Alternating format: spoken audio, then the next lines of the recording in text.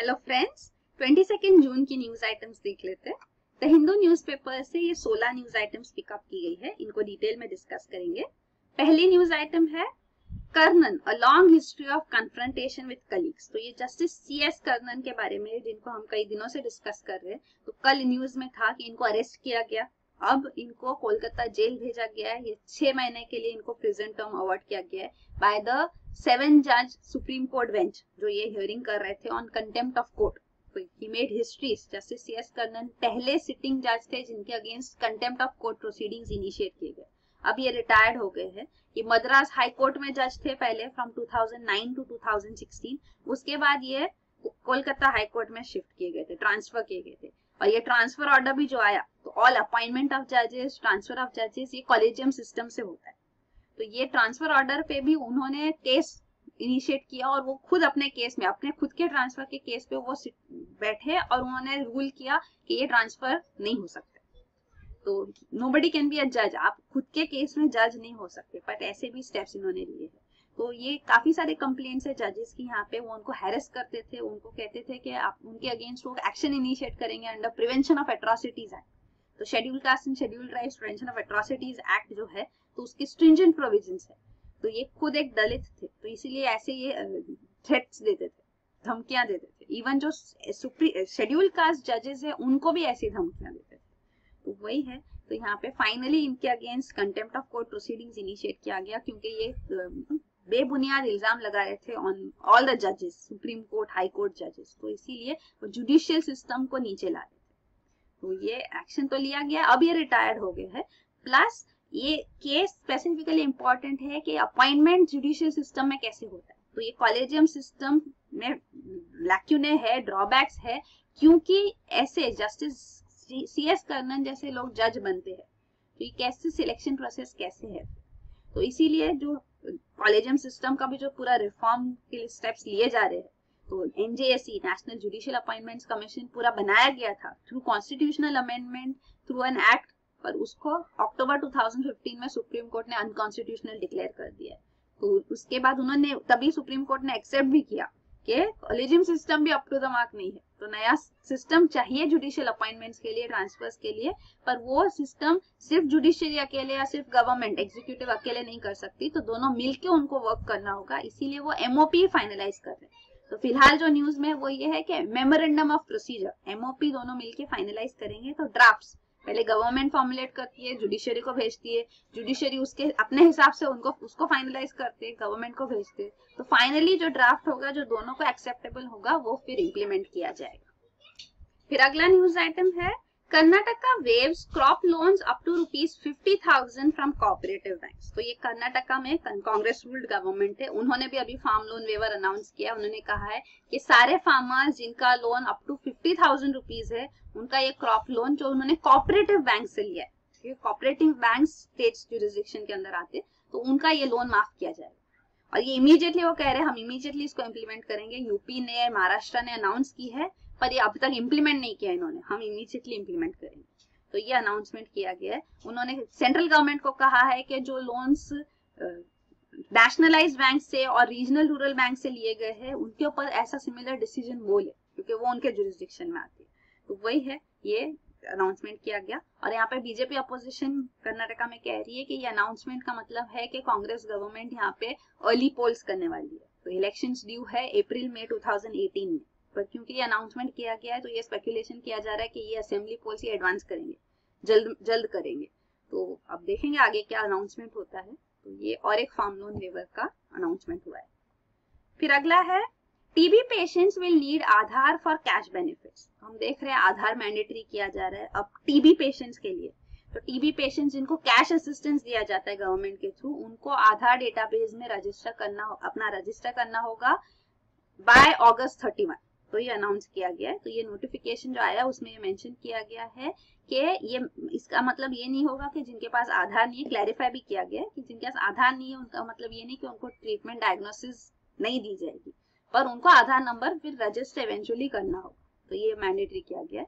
तो जो scheme government की है वो है revised national tuberculosis control scheme. तो ये RNTCP जो स्कीम है वो ट्यूबरकुलोसिस कंट्रोल प्रोग्राम को मॉडिफाई करते हुए इम्प्लीमेंट की गई थी। तो जो नेशनल ट्यूबरक्लोसिस प्रोग्राम इनिशिएट किया गया था 1962 में, उसका रिजल्ट इफेक्टिव नहीं था, तो इसीलिए इसको रिवाइज किया गया और डॉट्स स्ट्रेटेजी अडॉप्ट की गई। डॉट्स है directly observe treatment short course, जो World Health Organization formulated strategy है। तो ये डॉट स्ट्रेटेजी टीबी में इंपॉर्टेंट है और ये RNTCP में पार्ट बनी, इसके ऊपर बेसिस था। 1993 में इसको इनिशिएट किया गया और फेजेस में इंप्लीमेंट किया गया। 2006 से RNTCP पूरे कंट्री पे है, कवर करती है। तो ये डॉट स्ट्रेटेजी भी मेनली ये है कि जब ट्रीटमेंट दिया जाता है ट्यूबरक्लोसिस के लिए और उसको स्ट्रिक्टली फॉलो नहीं किया जाए, जो कोर्स है कंप्लीट नहीं किया जाए, सही डोजेस नहीं लिए जाए, तो टीबी रेजिस्टेंस डेवलप हो जाता है, तो वो कंसर्न्स हो जाते हैं। तो यहाँ पे डॉट स्ट्रेटेजी इनिशिएट की गई थी, फिर वो ट्रीटमेंट इफेक्टिव नहीं होता है। तो ये डॉट स्ट्रेटेजी वही है कि डायग्नोसिस जल्दी से किया जाए, डिटेक्ट किया जाए केस, और ट्रीटमेंट पे जो है वो एक कंटिन्यूअस टाइम फ्रेम के लिए डायरेक्टली ऑब्जर्वेशन के अंदर किया जाए। तो वो है, और ड्रग्स ऑफ कोर्स उनको essential anti tuberculosis drug regular uninterrupted supply मिलना चाहिए, तो ही रेजिमेन कंप्लीट होगा। तो ये है, और टीबी का यही कंसर्न है कि ड्रग रेजिस्टेंस डेवलप हो जाता है। तो जब डोजेस सही नहीं लिए जाते, इनकरेक्ट प्रिस्क्रिप्शन होता है, एरेटिक सप्लाई है ड्रग्स का, ड्रग क्वालिटी भी पुअर है, या उसको फॉलो नहीं करते पेशेंट, अगर राइट डोजेस सही टाइम पे नहीं लेते, तो ड्रग रेजिस्टेंस डेवलप होता है और फिर वो जो ड्रग है वो काम नहीं करती, तो मल्टी ड्रग रेजिस्टेंट टीबी हो जाता है। और बाकी वो ड्रग्स से भी आगे के ड्रग्स, सेकेंड लाइन ड्रग से भी नहीं फंक्शन कर पाते, इफेक्टिव हो पाते, तो फिर extremely drug resistant TB develop हो जाता है। तो ये काफी सीरियस कंसर्न्स हो जाते हैं। तो ये टीबी के बारे में, ये माइकोबैक्टीरियम ट्यूबरक्लोसिस बैक्टीरियल डिजीज है, इससे स्प्रेड होता है, लंग्स को अफेक्ट करती है, और इंडिया में काफी बड़ा बर्डन है टीबी का। और एक ऐप है एक्चुअली जो गवर्नमेंट ने लॉन्च किया है, निक्षय ऐप। तो ये 2012 में गवर्नमेंट ने लॉन्च किया है। तो इसके अंदर पेशेंट्स जो डायग्नोस होते हैं टीबी से, उनको इस पे रजिस्टर करना होता है, अपना पूरा ट्रीटमेंट और सारा डेटा ट्रैक किए जाते हैं, ट्रीटमेंट को, फंड्स को, आउटकम्स सारा यहाँ पे ट्रैक किया जाता है। तो हेल्थ प्रोवाइडर्स भी इससे कनेक्टेड होते हैं। तो ये निक्षय ऐप है, तो इसके बारे में भी पता होना चाहिए। तो यही है। तो ट्यूबरक्लोसिस हम चाहते हैं कि 2025 में हम एलिमिनेट कर दे। तो ग्लोबल गोल तो 2030 का है, पर हम 5 इयर्स अहेड हम चाहते हैं कि ये एलिमिनेट हो जाए। तो जो सस्टेनेबल डेवलपमेंट गोल्स, उसके अंदर टीबी डेथ्स को हम 90% से कम करना है हमको बाय 2030। तो वो है। फिर अगला न्यूज आइटम है, ये निक्षय के बारे में भी है, तो हमने भी डिस्कस किया। अगला है, solar push could mean 3 lakh jobs by 2022। तो सोलार पुश किया जा रहा है, रिन्यूएबल एनर्जी पुश दिया जा रहा है। इंडिया का टारगेट है 2022 के लिए हम 775 गीगावाट्स रिन्यूएबल एनर्जी जनरेट करेंगे। तो उसका जो शेयर है, तो 100 गीगावाट सोलार है, 60 विंड, 10 बायोमास और 5 स्मॉल हाइडल प्रोजेक्ट्स। और सोलार के अंदर भी जो 100 गीगावाट है उसका सेग्रीगेशन है 40 ultra mega power park solar projects, 40 gigawatt through rooftop solar projects और 20 gigawatt utility scale solar projects. तो ये है टारगेट। तो यहाँ पे जब ये टारगेट इंप्लीमेंट किया जाएगा तो काफी सारा एम्प्लॉयमेंट भी जनरेट होगा, और सोलार पावर सेक्टर में 90% जो जॉब्स होंगे वो सोलार सेक्टर में ही जनरेट होंगे। और स्पेशली इन रूफटॉप सेगमेंट जो है काफी ज्यादा स्कोप है एम्प्लॉयमेंट जनरेशन का, क्योंकि लेबर इंटेंसिव सेक्टर माना जाता है। तो वही यहाँ पे रिपोर्ट कह रही है कि काफी ज्यादा जॉब जनरेट होगा, apart from renewable energy implementation contributing towards combating climate change, ये भी एक बेनिफिट होगा जॉब क्रिएशन। फिर अगला है 11 न्यू जजेस अपॉइंटेड फॉर 3 हाई कोर्ट्स। तो ये 11 न्यू जजेस अपॉइंट किए गए, 3 हाई कोर्ट्स के जजेस है, मद्रास हाई कोर्ट, छत्तीसगढ़ और Punjab and Haryana high courts के। तो ये जो अपॉइंटमेंट्स हुए 11 नए, उसके बावजूद भी हाई कोर्ट्स में काफी ज्यादा वैकेंसीज है। तो वैकेंसीज काफी अक्यूमुलेट हो चुकी है। बीच में टसल चल रहा था बिटवीन जुडिशरी एंड एग्जीक्यूटिव। तो जुडिशरी जो अभी सिस्टम जो चलता है, कॉलेजियम सिस्टम से अपॉइंटमेंट्स होती है, तो कॉलेजियम सिस्टम्स में जुडिशरी का से होता है। गवर्नमेंट को जो भी एग्जीक्यूटिव को ये नाम देते हैं अपॉइंटमेंट के लिए, सुप्रीम कोर्ट या हाई कोर्ट जज, तो उनको वो नाम एक्सेप्ट करना होता है, उस वापस भेज सकते हैं वो नाम एक बार रिकंसिडरेशन के लिए। लेकिन अगर कॉलेजियम फिर से वही नाम वापस रिकमेंड करता है तो एग्जीक्यूटिव को उनको अपॉइंट करना ही होगा, मतलब प्रेसिडेंट के नाम, in the name of president, so president has to appoint. तो ये फिलहाल कॉलेजियम सिस्टम के अंदर है। तो इसीलिए क्योंकि इसको मॉडिफाई करना है, एनजेएसी को भी स्क्रैप किया गया, मेमोरेंडम ऑफ प्रोसीजर भी फाइनलाइज नहीं हो रहा है, तो गवर्नमेंट जो नाम सुप्रीम कोर्ट सजेस्ट कर रही थी, कॉलेजियम सजेस्ट कर रहे थे, तो वो कॉलेजियम के सजेशंस गवर्नमेंट उस पर एक्शन ही नहीं ले रहे थे। तो इसीलिए judiciary chief justice of India justice खैर तब एकदम टीयर्स में आके उन्होंने अपील किया गवर्नमेंट को कि अगर आप अपॉइंटमेंट्स नहीं करोगे तो जुडिशियल फंक्शनिंग ही पूरा बंद हो जाएगा, ठप हो जाएगा। तो इतनी सारी वैकेंसीज है हाई कोर्ट्स में, आप देख सकते हैं कि अभी ये जो 11 जजेस अपॉइंट, फिर ये थॉ भी हुआ रिलेशन में, फिर गवर्नमेंट ने भी अपॉइंटमेंट्स करना शुरू किया, एमओपी पे भी एक्शन हुआ है, जुडिशरी ने अपना ड्राफ्ट फाइनलाइज करके गवर्नमेंट को भेजा है, क्योंकि गवर्नमेंट इंसिस्ट कर रही थी आप एमओपी जल्द से जल्द फाइनलाइज करो तो उसके अंडर ही अपॉइंटमेंट्स हो, पर जुडिशरी कह रही थी एमओपी को टाइम लगेगा लेकिन in the mean time appointments तो करने हैं तो कॉलेजियम सिस्टम से ही करेंगे, तो वो पूरा टसल था। तो अभी वही है, तो अब जो अपॉइंटमेंट्स हुए उसके बावजूद भी आप देख सकते हैं मद्रास हाईकोर्ट में अभी भी 20 वैकेंसीज है और पंजाब एंड हरियाणा हाईकोर्ट में सबसे ज्यादा वैकेंसीज है, 85 पोस्ट है, उसमें से 39 अपॉइंटमेंट्स है, बाकी सब वैकेंट। तो वही है, छत्तीसगढ़ हाईकोर्ट में भी 11 वैकेंसीज है, 22 में से आधी सीट्स वैकेंट है, जजेस अपॉइंट नहीं हुए अब तक। तो ये जो जजेस अपॉइंटमेंट सिस्टम है वो अंडरस्टैंड करना जरूरी है। तो जुडिशियल अपॉइंटमेंट जो कॉन्स्टिट्यूशन में प्रोविजन दिया गया है, तो सुप्रीम कोर्ट जज के अपॉइंटमेंट के लिए आर्टिकल 124(2) है, तो इसके अंदर मेंशन्ड है कि ये अपॉइंटमेंट प्रेसिडेंट करेंगे आफ्टर कंसल्टिंग जजेस of supreme court and high courts, जो उनको सही लगे। लेकिन अगर चीफ जस्टिस ऑफ इंडिया का अपॉइंटमेंट नहीं है तो चीफ जस्टिस ऑफ इंडिया को कंसल्ट करना जरूरी है, तो ये आर्टिकल कहता है। और इवन जो हाई कोर्ट रिलेटेड आर्टिकल है आर्टिकल 217, उसमें भी मेंशन है कि एवरी हाई कोर्ट जज will be appointed by president, यहाँ पे भी प्रेसिडेंट ही है, यहाँ पे गवर्नर अपॉइंट नहीं करते हाई कोर्ट जजेस, तो ये प्रेसिडेंट ही अपॉइंट करेंगे after consulting CJI, states governor और जजेस जो उनको सही लगता है other than the CJI and state chief justice. और अगर स्टेट चीफ जस्टिस का अपॉइंटमेंट नहीं है तो स्टेट चीफ जस्टिस को भी कंसल्ट करना जरूरी होगा। तो ये कॉन्स्टिट्यूशनल प्रोविजन है और इसके अंदर अपॉइंटमेंट्स होते थे। तो अब इम्पोर्टेंट यहाँ पे वर्ड कंसल्टेशन, तो अगर कंसल्ट कर रहे हैं वो जजेस को, प्रेसिडेंट मतलब एग्जीक्यूटिव, तो एग्जीक्यूटिव अगर कंसल्ट कर रहे हैं तो ये कंसल्ट का मतलब क्या है। तो कॉन्स्टिट्यूएंट असेंबली में भी जब डिबेट्स हुई तो यहाँ पे ये कहा गया कि कंसल्टेशन अलग होता है और कंकरेंस अलग होता है। कंकरेंस मतलब जो आपने सजेस्ट किया उसको हमको फुलफिल ही करना, उसको ही इम्प्लीमेंट करना होगा, तो उन्होंने कंसल्टेशन और कंकरेंस में फर्क दिखाया। तो ये सिस्टम से अपॉइंटमेंट्स तो हो रहे थे, दोनों साथ में फंक्शन कर रहे थे, पर 1982 में सुप्रीम कोर्ट ने अपना रूलिंग दिया जिसमें उन्होंने 7 जज बेंच ने कहा कि कंसल्टेशन का मतलब है कंकरेंस नहीं है। तो कंसल्टेशन अलग होता है, सिर्फ कंसल्टेशन है, कंकरेंस होना जरूरी नहीं है। तो तब से फिर judicial appointments completely executive domain हो गए, एग्जीक्यूटिव डिसाइड करेगी। तो ये 1982 का ये रूलिंग जो है इसको फर्स्ट जज केस भी कहा जाता है पॉपुलरली। और फिर 1993 में दूसरे रूलिंग में 9 जज बेंच सुप्रीम कोर्ट ने रूलिंग जो दी, ये सेकंड जज केस है 1993 का, तब उन्होंने इसको पूरा रिवर्स कर दिया। उन्होंने कहा नहीं, कंसल्टेशन का मतलब कंकरेंस। तो सुप्रीम जो कॉलेजियम जो ये जजेस है जो कंसल्ट किए जा रहे हैं वो जो कहेंगे उसको ही फॉलो करना होगा एग्जीक्यूटिव। तो ये 1993 की रूलिंग थी, तो दोनों एक्सट्रीम पे है, तो वो ऑफकोर्स सही नहीं है। फिर थर्ड जज केस जो आया 1998 में, उसमें फर्दर इसको स्ट्रेंथन किया गया कि नहीं, जुडिशरी ही डिसाइड करेगी अपॉइंटमेंट्स, और पूरा कॉलेजियम सिस्टम एस्टेब्लिश किया गया। तो पहले यहाँ पे 2 जजेस का कंसल्टेशन बताया गया था 1993, 1998 में 4 जज कॉलेजियम सिस्टम बनाने का वो अनाउंस किया गया। तो ये कॉलेजियम सिस्टम से ही अपॉइंटमेंट्स होते थे, अपॉइंटमेंट्स एंड ट्रांसफर्स। तो ये जो जस्टिस JS वर्मा थे इन 1993 9 जज कॉन्स्टिट्यूशनल बेंच, उन्होंने बाद में कहा था कि ये जजमेंट में मिस्टेक थी, तो उन्होंने एडमिट भी किया कि इसको मिसअंडरस्टैंड किया गया, मिसयूज किया जा रहा है। इसका मतलब ये नहीं कि सुप्रीम कोर्ट हाई कोर्ट जजेस का अपॉइंटमेंट है कंप्लीटली जजेस के हाथ में होना चाहिए, इसमें एग्जीक्यूटिव का कोई रोल नहीं होना चाहिए, दोनों को साथ में फंक्शन करना है। फिर 2002 में वेंकटाचार्य कमीशन था, national commission to review the working of the constitution.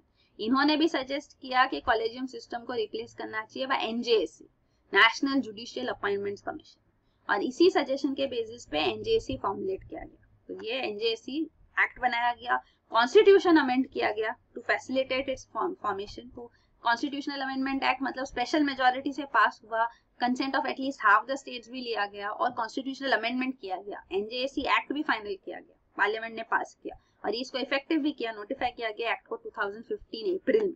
लेकिन फिर पिटीशन फाइल किया गया सुप्रीम कोर्ट में और सुप्रीम कोर्ट ने 16 अक्टूबर 2015 को ये रूलिंग दिया कि NJSC स्क्रैप, तो बैक टू कॉलेजियम सिस्टम। तो ये प्रोमिनेंट सिग्निफिकेंट रूलिंग थी। तो इन्होंने क्यों स्क्रैप किया NJSC को, तो कॉलेजियम सिस्टम में जैसे सीजीआई और 4 सीनियर मोस्ट जजेस है, ये रिकमेंड करेंगे और जो भी रिकमेंडेशन होगा वो फिर बाइंडिंग होता है। तो ये एनजेएससी में 6 मेंबर्स होते हैं, 6 में से 3 जो है वो सीजीआई है और 2 सीनियर मोस्ट सुप्रीम कोर्ट जजेस है। तो ये 3 जजेस है, चौथा लॉ मिनिस्टर है और 2 मेंबर्स जो है वो एमिनेंट पर्सन है। तो ये 2 एमिनेंट पर्सन जो है वो बॉडी सिलेक्ट करती है, 3 मेंबर बॉडी है ये। तो ये chief justice of India, prime minister और लीडर ऑफ द अपोजिशन तीनों मिलके डिसाइड करेंगे कि 2 एमिनेंट पर्संस कौन होंगे। तो एनजेएसी अपॉइंटमेंट्स करेगा, NJAC will replace collegium system. But supreme court ने अक्टूबर 2015 में इसको ओवररूल किया, ये कहते हुए कि एग्जीक्यूटिव का इन्वॉल्वमेंट जजेस अपॉइंटमेंट में अगर होगा तो इससे जुडिशियल इंडिपेंडेंस अफेक्ट होगा। ये उनका रूलिंग था और उन्होंने कहा कि ये सेपरेशन ऑफ पावर्स को भी वायलेट करता है। तो एग्जीक्यूटिव जुडिशरी सबका फंक्शनिंग अलग सेपरेट होना चाहिए, इंडिपेंडेंट होने चाहिए। अगर एग्जीक्यूटिव के पास पावर होगा जुडिशियल अपॉइंटमेंट्स का तो वो फिर बैलेंस ऑफ पावर्स अफेक्ट होते हैं। तो ये रूलिंग के बेसिस पे उन्होंने एनजेएसी को अनकॉन्स्टिट्यूशनल डिक्लेयर किया, लेकिन ये भी एडमिट किया कि कॉलेजियम सिस्टम में फ्लॉज है और ये कॉलेजियम सिस्टम को इम्प्रूव करना चाहिए और इसके लिए उन्होंने ये मेमोरेंडम ऑफ प्रोसीजर फाइनलाइज किया। तो गवर्नमेंट ने मेमोरेंडम ऑफ प्रोसीजर बनाया, ड्राफ्ट जुडिशरी को भेजा, जुडिशरी ने उसको फाइनलाइज किया, गवर्नमेंट को भेजा। तो जब तक ये एक ड्राफ्ट दोनों साइड्स एक्सेप्ट नहीं करेंगे, जुडिशरी और एग्जीक्यूटिव, तब तक ये फाइनलाइज नहीं होगा। Once finalize it will be put into effect. तो इसके बेसिस पे फिर जुडिशियल अपॉइंटमेंट्स होंगे। तो ये आप देख सकते हैं एलिजिबिलिटी क्राइटेरिया अपॉइंटमेंट्स के लिए क्या होने चाहिए, वो ये एमओपी में है। कैसे अपॉइंटमेंट होना चाहिए, कैसे इसको ट्रांसपेरेंट कर सकते हैं, वो है। सेक्रेटेरिएट बनाने के लिए, अपॉइंटमेंट्स के लिए, ट्रांसफर्स के लिए असिस्ट करने के लिए सुप्रीम कोर्ट, हाई कोर्ट में सेक्रेटेरिएट्स बनाने चाहिए। और जो पोटेंशियल कैंडिडेट्स है जजशिप के लिए, उनकी अगेंस्ट जो कंप्लेंट्स है तो रिड्रेसल मैकेनिज्म होना चाहिए कि उनके अगेंस्ट कंप्लेंट्स किए जा सके। तो ये सारे प्रोविजंस मेमोरेंडम ऑफ प्रोसीजर में हो। फिर अगला है Kerala takes ordinance route to ratify GST. तो हमने न्यूज में डिस्कस किया था कि 2 स्टेट्स है जिसने जीएसटी रेटिफाई नहीं किया है, स्टेट जीएसटी। तो एक है केरला और दूसरा जम्मू एंड कश्मीर। तो अब केरला ने रेटिफाई किया है थ्रू ऑर्डिनेंस रूट। तो ये वेस्ट बंगाल गवर्नमेंट ने भी पहले ऑर्डिनेंस रूट से रेटिफाई किया था, अब केरला गवर्नमेंट ने भी यही किया है। तो ये न्यूज है। फिर अगला है UN chief in touch with PMs over LOC tensions. तो UN secretary general Antonio Guterres ने कहा है कि वो दोनों प्राइम मिनिस्टर नरेंद्र मोदी और पाकिस्तान प्राइम मिनिस्टर नवाज शरीफ के कांटेक्ट में है, ताकि जो टेंशंस हो रहे हैं एलओसी में उसको वो ओवरसी कर रहे। तो ये जो है स्टेटमेंट अगर यूएन चीफ दे रहे तो ये एक्चुअली पहले के जो स्टैंड है उससे अलग है, क्योंकि इंडिया का हमेशा से स्टैंड रहा है कि थर्ड पार्टी इंटरवेंशन नहीं होना चाहिए। ये बायलैटरल डिस्प्यूट है, इंडिया और पाकिस्तान ही रिजॉल्व करेंगे। क्योंकि आफ्टर इंडिपेंडेंस जब हमने यूएन को अप्रोच किया था तो वो कोल्ड वॉर एरा था और तब ये लीडिंग पावर्स यूएस वगैरह इन्होंने पाकिस्तान को फेवर किया और इंडिया को साइडलाइन किया था। तो तब से हमने ये डिसाइड किया है इंटरनेशनल इंटरवेंशन नहीं चाहिए। और उसके बाद जो बायलैटरल एग्रीमेंट्स हुए तो वो हम कहते हैं कि ये सुपरसीड कर दी है। तो जो यूएन एमओजीआईपी बनाया गया था अंडर यूएन मैंडेट, तो वो अब एप्लीकेबल नहीं है। शिमला एग्रीमेंट है 1972 का, लाहौर डिक्लेरेशन है 1999 का। इसके through bilateral disputes consultation dialogue के साथ ये रिजॉल्व होने चाहिए।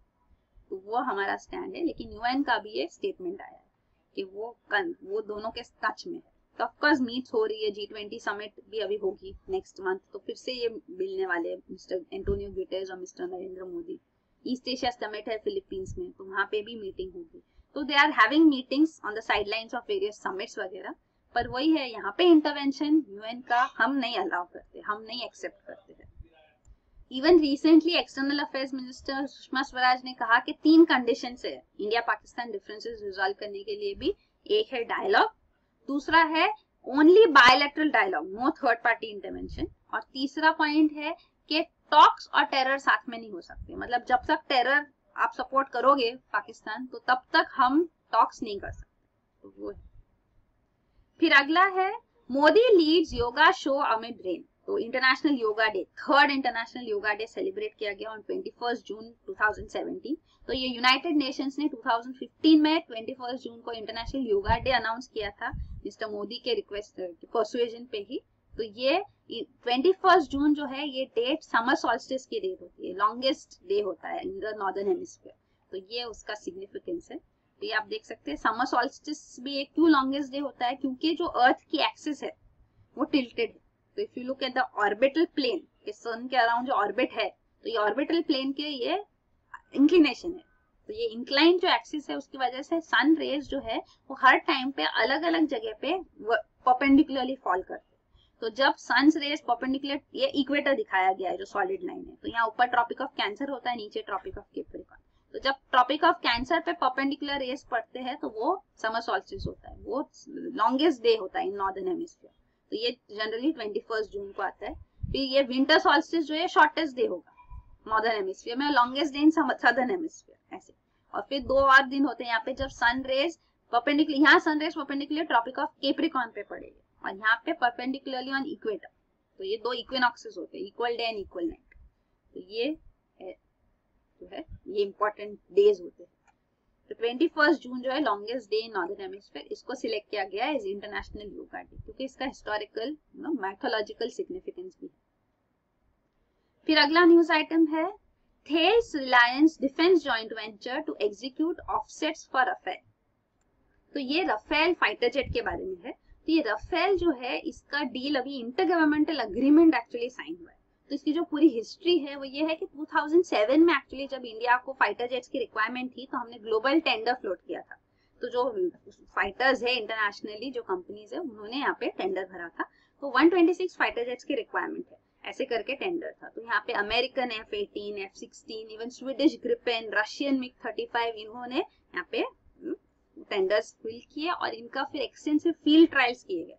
और फाइनली जो 2 सिलेक्ट हुए वो थे फ्रेंच रफेल और यूरोफाइटर टाइफून। फिर इनके बीच में वो कमर्शियल बिडिंग हुई और फाइनली ये अवार्ड गया, कॉन्ट्रैक्ट गया टू रफेल।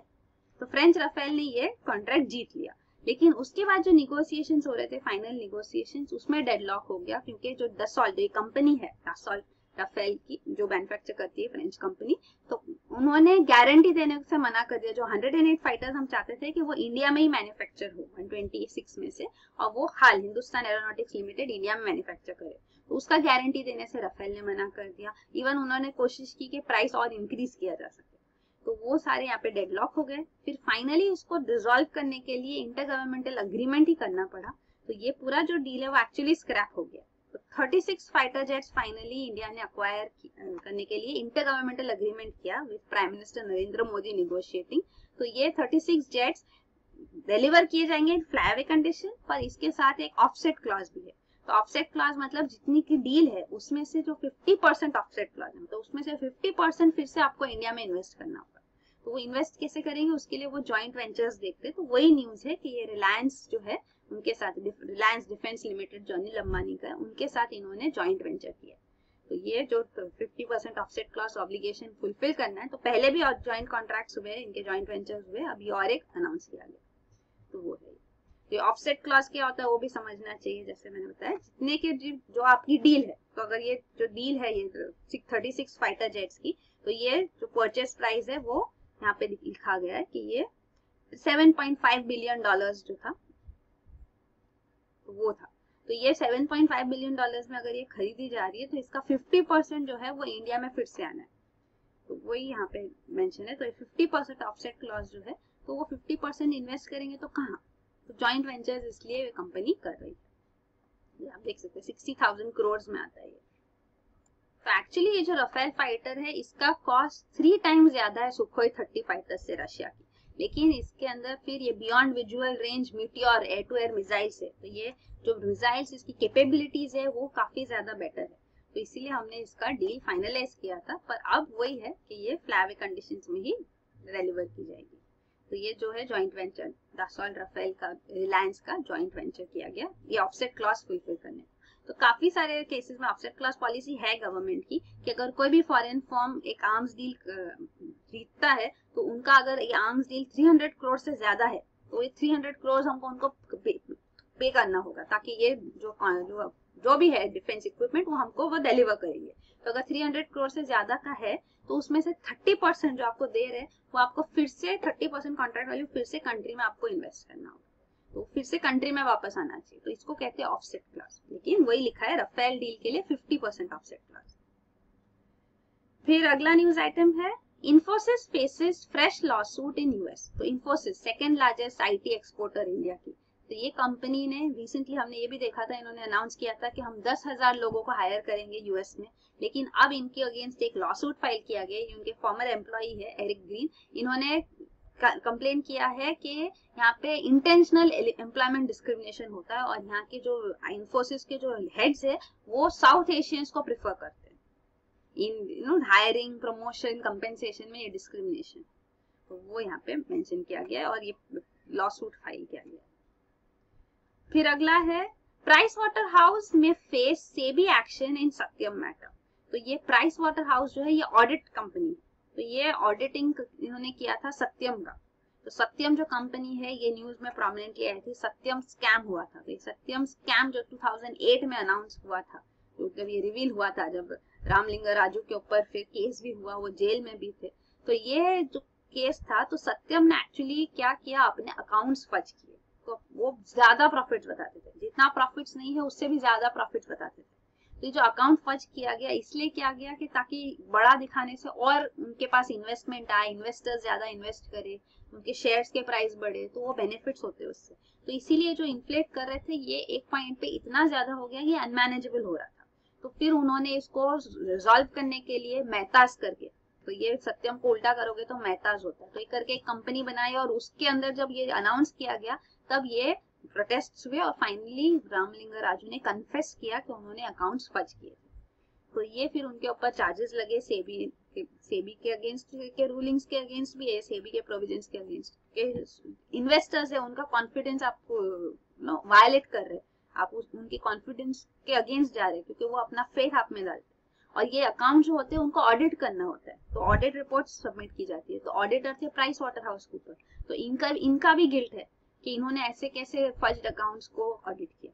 तो इसीलिए इनको भी प्रोसिक्यूशन करने के लिए स्टेप्स लिए जा रहे हैं। तो सेबी ने जब ये स्टेप्स लिए तो प्राइस वाटर हाउस कहती है कि सेबी का जुरिस्डिक्शन नहीं है क्योंकि हम तो ऑडिटिंग कंपनी है, तो हमारे पे सेबी का जुरिस्डिक्शन कैसे है, वो तो स्टॉक एक्सचेंज रेगुलेटरी बॉडी है, वो है। वो कहते हैं हम तो रेगुलेट हमको करने वाली authority ICA, institute of chartered accountants of India. तो उन्होंने भी इनको शो कॉज नोटिस दिए प्राइस वाटर हाउस को। तो ये उनका स्टेटमेंट था। तो फिर इसमें बॉम्बे हाई कोर्ट के पास भी केस गया और उन्होंने रूलिंग दी कि नहीं, सेबी का जुरिस्डिक्शन आता है, अगर आप कोई एक्शन लेते हो जिसकी वजह से पब्लिक शेयर होल्डर्स अफेक्ट होते हैं तो सेबी के जुरिस्डिक्शन में आप आओगे। इवन सुप्रीम कोर्ट ने भी अपहोल्ड किया है सेबी जुरिस्डिक्शन और उनको कहा है कि जुलाई एंड तक इसके ऊपर ऑर्डर पास करे। तो अब वही है, इसके ऊपर ऑर्डर पास किया जाएगा। तो ये न्यूज है। तो पहले भी सेबी ने ऐसे ऑर्डर्स पास किए, जो ऐसे ऑडिटिंग अथॉरिटीज वगैरह उनके अगेंस्ट ये पहले भी स्टेप्स लिए गए। तो ये जो सत्यम स्कैम में जो क्राइम था वो यही था कि ब्रीच ऑफ ट्रस्ट हुआ, कॉन्स्पिरेसी थी, चीटिंग की गई, रिकॉर्ड्स फॉल्सिफाई किए गए, इन्वेस्टर्स को मिसलीड किया गया, इन्वेस्टर इनसाइडर ट्रेडिंग के भी चार्जेस लगाए गए इन पे। ये इवन एम्प्लॉइज, नकली एम्प्लॉइज बता देते, जो एम्प्लॉइज है नहीं, डमी एम्प्लॉइज, तो डमी एम्प्लॉइज को ये पे कर रहे हैं सैलरी, मंथली सैलरी। तो अराउंड 40,000 ऐसे नंबर ऑफ एम्प्लॉइज 40,000 थे और 53,000 बताते थे और उनको जो पैसा पे करते थे तो वो सारा पैसा ये डाइवर्ट करते थे ताकि जो ये फर्स्ट अकाउंट है उनको मैनेज किया जा सके, लेकिन वो फाइनली मैनेज नहीं हो पाया।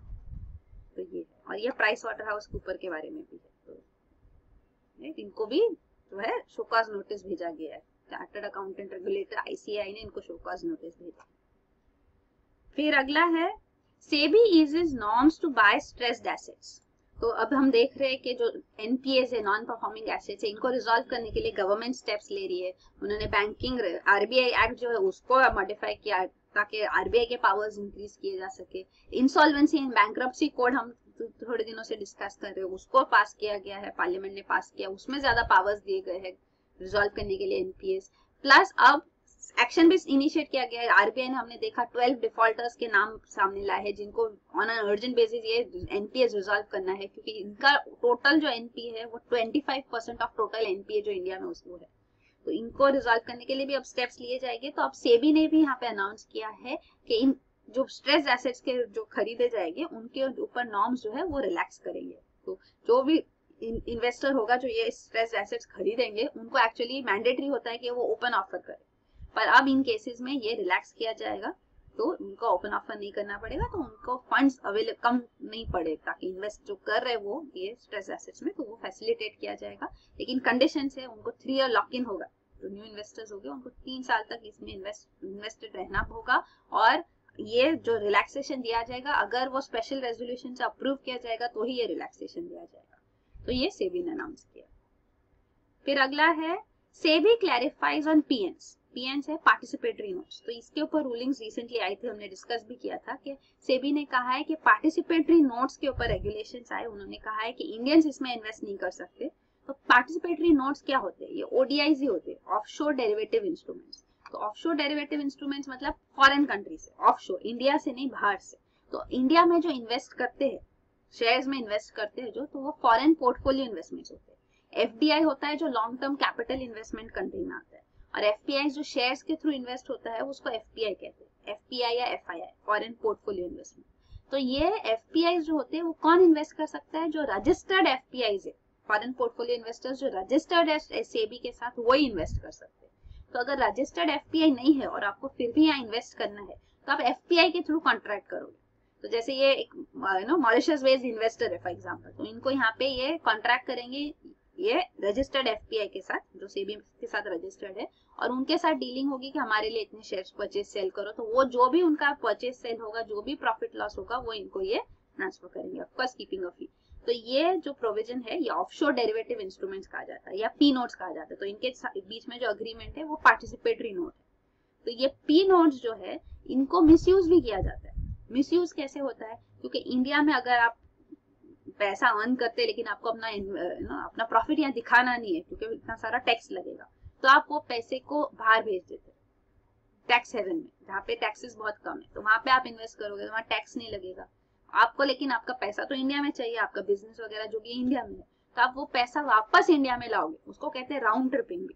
तो ये पैसा वापस कैसे आएगा? यहाँ से ही ये पी नोट्स किया जाएगा विद रजिस्टर्ड एफपीआई और इंडिया में इन्वेस्ट होगा। तो क्वेश्चंस भी नहीं होंगे कि ये कहाँ से पैसा आया, क्या है वो, इसकी आइडेंटिटी नहीं पता होती है पी नोट्स की, क्योंकि रजिस्ट्रेशन जो है सेबी के पास वो एफपीआई का ही है। तो इसीलिए ये कंसर्न है। तो यहाँ पे रेगुलेशंस इंक्रीज किए गए थे फॉर पी नोट्स। तो हम पी नोट्स को एकदम से कंप्लीटली स्टॉल भी नहीं करना चाहते क्योंकि इवेंचुअली फॉरेन इन्वेस्टमेंट है जो कंट्री में आ रहा है, तो थोड़ा इसको मिसयूज किया जाता है, पर इसको रेगुलेट करना जरूरी है। तो इसीलिए यहाँ पे जो रिसेंटली सेबी ने ऑर्डर अनाउंस किया था कि रेगुलेटरी फी पे करनी होगी। हर एक सब्सक्राइबर जो है ऑफशोर डेरिवेटिव इंस्ट्रूमेंट जो है उनको हर एक को $1000 रेगुलेटरी फी पे करनी होगी। तो ये है, तो ये एफपीआई रजिस्टर्ड एफपीआई कलेक्ट करेगा उनसे और सबमिट करेगा। और फिर है अगर ये ओडीआई जो है ऑफशोर डेरिवेटिव इंस्ट्रूमेंट, ये सिर्फ डेरिवेटिव्स के लिए यूज की जा सकती है फॉर हेजिंग पर्पसेस ओनली, और कोई पर्पस के लिए नहीं। तो हेजिंग मतलब ये सेबी चाहती है कि ये जो पी नोट्स यूज किए जाए तो ये इनिशियली यूज किए जाए। तो नए इन्वेस्टर्स है उनको टेस्ट करना है, टेस्टिंग द वाटर्स जैसे कहते हैं, कि देखना है कि कैसे इन्वेस्ट में कैसे प्रॉफिट होगा, कैसे होगा। तो इनिशियल जो स्मॉल इन्वेस्टमेंट है उसके लिए ये कर सकते हैं, लेकिन लॉन्ग टर्म इन्वेस्टर्स जो है उसको एफपीआई रजिस्टर करके यहाँ पे इन्वेस्ट करना चाहिए। तो वो सेबी का इंसिस्टेंस है। तो इसीलिए वो यहाँ पे जो है ये रेगुलेटरी फी भी डाल रहे हैं। तो ये ओडीआईस पे होगा, तो अगर आप डायरेक्टली रजिस्टर कर दोगे तो आपको ये रेगुलेटरी फी नहीं पे करनी होगी। तो इसीलिए ये स्टेप्स अब लिए जा रहे हैं। फिर अगला यहाँ पे है, ये पी नोट्स भी डिटेल्ड आउट है। तो ये फॉरेन इन्वेस्टर्स जो है यहाँ पे इन्वेस्ट करते हैं, और ये आप एफपीआई पी नोट्स को देखेंगे आप अगर उनका डिस्ट्रीब्यूशन कंट्री वाइज, तो कहाँ से आते हैं ये पी नोट्स? तो आप देखो ये मॉरिशस से, बर्मुडा, केमन आइलैंड, यहाँ से काफी सारे हैं। तो ये जो कंट्रीज है ये टैक्स हेवन्स है। तो इससे ये क्लियरली पता चलता है कि टैक्स हेवन से पैसा आ रहा है, मतलब ये ब्लैक मनी है जो फिर से कंट्री में आ रहा है ऐसे। तो वही है। और दूसरा एक पॉइंट जो है सेबी के रिलेटेड, तो सेबी ने नेशनल स्टॉक एक्सचेंज को भी के ऊपर जो एलिगेशन है उनके ऊपर भी इंक्वायरी करना शुरू किया। तो फॉरेंसिक ऑडिटर वो अपॉइंट करेंगे। एनएससी ने इंटरनल ऑडिट किया था, वो कहते हैं हम फॉरेंसिक ऑडिट अपॉइंट करेंगे। तो एनएससी के ऊपर ये जो केस चल रहा है, एलिगेशन ये है कि यहाँ पे कोलोकेशन जो है, कोलोकेशन मतलब जो थोड़े ब्रोकर्स है उनके सर्वर्स एनएससी के प्रीमाइसेस में इधर लोकेटेड है। तो कोलोकेशन जो प्रोसीजर जो प्रोविजन है, तो इसकी वजह से थोड़े ब्रोकर्स को प्रेफरेंशियल एक्सेस मिलता है। तो क्योंकि ये ऑनलाइन स्टॉक मार्केट रेगुलेशन अब होता है, जो भी है ट्रेडिंग वगैरह ऑनलाइन होता है, तो सर्वर्स अगर आपकी क्लोज हो गए तो आप क्विक जो रिस्पॉन्स टाइम क्विक होता है, मतलब जो भी चेंजेस हो रहा है आपको सबसे पहले पता चलेगी, तो वो आप सबसे ज्यादा उसमें बेनिफिट करोगे। तो इसीलिए ये जो है कोलोकेशन की वजह से इनके ऊपर एलिगेशंस रेज किए जा रहे हैं। तो उसके ऊपर आप फॉरेंसिक ऑडिट किया जाएगा, तो इंक्वायरी की जाएगी। तो ये कोलोकेशन टर्म आपको पता होना चाहिए। तो ये एलिगेशन है कि एनएससी ऑफिशियल्स और यहाँ पे ब्रोकर्स ने साथ में मिलके ये करप्ट एक्टिविटी इनिशिएट की है, जिसकी वजह से वो बेनिफिट हो रहा है। फिर अगला है tea board wants 100% of output sold via auctions. तो टी बोर्ड ऑफ इंडिया ने अब नोटिस इशू की है, उन्होंने कहा है कि 100% जो टी आउटपुट है इंडिया का वो ऑक्शन के थ्रू ही सेल किया जाए। तो फिलहाल के लिए 50% का है कि सारे रजिस्टर्ड मैन्युफैक्चरर्स को 50% अपना प्रोड्यूस ऑक्शंस, पब्लिक ऑक्शंस के थ्रू ही सेल करना है। और ये 100% वो अभी डिमांड कर रहे हैं कि ये 100% किया जाए, लेकिन इसके अंदर उन्होंने डायरेक्ट एक्सपोर्ट के लिए जो क्वांटिटी जाती है उसको एक्सक्लूड किया। तो ये जो सजेशन है इसके ऊपर उन्होंने कमेंट्स मांगा है अब इंडस्ट्री ट्रेडर्स से। तो यहाँ पे इंडस्ट्री सोर्सेज कहते हैं कि ये बेनिफिशियल नहीं होगा, क्योंकि जो टी प्राइसेस है अगर आप उनको कम रखना चाहते हैं, बेटर प्राइसेस आप रखना चाहते हैं, तो वो ऑक्शन से ही जरूरी नहीं है, क्योंकि प्राइसेस ऑक्शन से भी वेरी करते हैं, और इवन जो अलग अलग प्रोड्यूसर्स है उनके बेसिस पे भी प्राइसेस वेरी करते हैं जो आपको ऑक्शन में मिलेंगे। तो इसीलिए वो कहा कि ये इससे खुश नहीं है कि इससे प्राइसेस लो हो गए। लेकिन स्मॉल टी ग्रोवर्स है वो इस प्रपोजल से खुश है, क्योंकि उनको लगता है उनको बेटर प्राइसेस मिलेंगे, क्योंकि जब डील्स होते हैं, निगोशिएशंस होते हैं बाइंग सेलिंग में, तो यहाँ पे ये रिसीविंग एंड पे होते हैं, तो इनको इनका ज्यादा से नहीं हो पाता, तो ये कम पैसे में भी इनको बेचना पड़ता है। लेकिन अब ऑक्शन होगा तो इनको बेटर प्राइस मिलेगी। फिर अगला है government sells 2.5% stake in L&T held via SUUTI, raises 4,000 crore. तो ये सूती है specified undertaking of UTI, unit trust of India. तो यूनिट ट्रस्ट ऑफ इंडिया अब डिफंक्ट है, अब फंक्शनिंग नहीं है, पर ये जो थी उनके सारे एसेट्स और लायबिलिटीज ये सूती एस्टैब्लिश करके इन्होंने एक्वायर की थी। तो ये इसके अंदर अब सूती के पास बाकी जो गवर्नमेंट स्टेक्स है वो भी अराउंड 50 कंपनीज में जो गवर्नमेंट के स्टेक्स है वो ये होल्ड करती है। तो यहाँ पे जो आईटीसी, L&T, एक्सिस बैंक, ये जो स्टेक्स है यहाँ पे माइनॉरिटी स्टेक्स ही है, तो ये भी इनमें भी यहाँ पे जो है सेल किया जा रहा है। तो ये स्टेक सेल जो है वो अभी फिलहाल जो न्यूज है वो 2.5% स्टेक सेल हुआ है लार्सन एंड टुब्रो का। तो इसकी वजह से गवर्नमेंट को 4,000 करोड़ रुपीस मिले। तो पहले भी लार्सन एंड टुब्रो का 1.63% सेल हुआ था शेयर से, तो ये 2016 नवंबर में किया गया था। उससे पहले भी जो है मार्च 2014 में एक्सिस बैंक का स्टेक सेल किया गया था, 9% स्टेक सेल गवर्नमेंट का। और फेब 2017 रिसेंटली भी जो आईटीसी है, आईटीसी टोबैको फर्म है, एफएमसीजी है, टोबैको फर्म से वो एफएमसीजी बन गई है, फास्ट मूविंग कंज्यूमर गुड्स वो मैन्युफैक्चर करती है।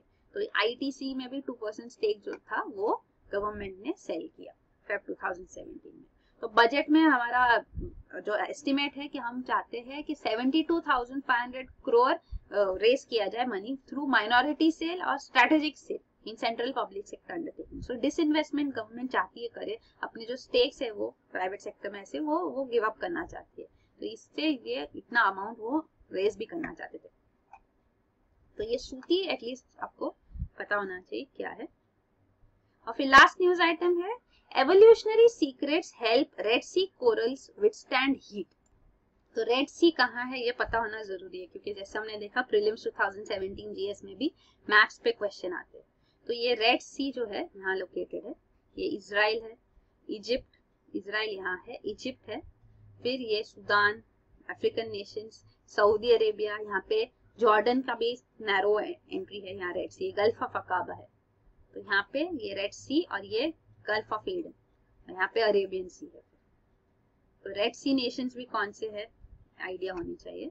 तो यहाँ पे रेड सी में जो कोरल्स है उनकी एक यूनिक कैरेक्टरिस्टिक है कि ये गर्म हॉट टेम्परेचर्स भी जो है, अगर पानी थोड़ा ज्यादा गर्म भी होता है तो ये सर्वाइव कर पाते हैं। अदरवाइज हम देखते हैं ग्लोबल वार्मिंग की वजह से काफी सारे कोरल्स डिस्ट्रॉय हो रहे हैं, स्पेशली जो ऑस्ट्रेलिया में ग्रेट बैरियर रीफ है यहाँ पे कोरल ब्लीचिंग, मास ब्लीचिंग के न्यूज आती है। तो यहाँ पे रेड सी में जो कोरल्स है वो सर्वाइव कर लेते हैं, तो इनके चांसेस ग्लोबल वार्मिंग सर्वाइव करने के भी काफी ज्यादा है, तो ये काफी टाइम तक सस्टेन कर पाएगा।